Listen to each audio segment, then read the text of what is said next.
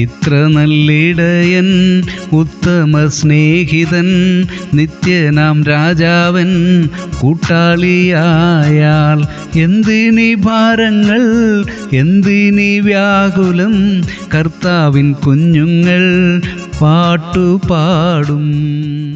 പുറപ്പാട് 15:1 ഞാൻ യഹോവയ്ക്ക് പാട്ടുപാടും, അവൻ മഹോന്നതൻ.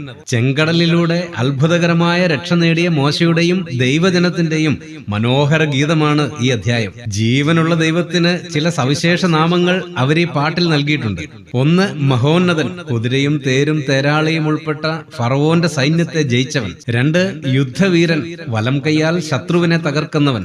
ദേവന്മാരിൽ അതുല്യൻ, വിശുദ്ധിയിൽ മഹിമയുള്ളവൻ, സ്തുതികളിൽ ഭയങ്കരൻ, അത്ഭുതങ്ങൾ പ്രവർത്തിക്കുന്നവൻ, നിത്യരാജാവ് തുടങ്ങി വിശേഷണങ്ങൾ ഏറെ.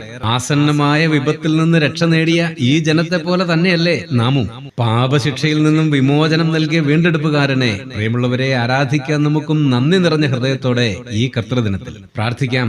സ്നേഹപിതാവേ, നിത്യജീവൻ അടിയങ്ങൾക്ക് നൽകിയതിന് നന്ദി. പരിശുദ്ധനായ അങ്ങയെ എല്ലാ വിശുദ്ധിയോടുകൂടിയും ആരാധിക്കുവാൻ കൃപ ഇന്നടിയങ്ങൾക്ക് നൽകണമേ. യേശുക്രിസ്തുവിന്റെ ധന്യനാമത്തിൽ തന്നെ, ആമേൻ.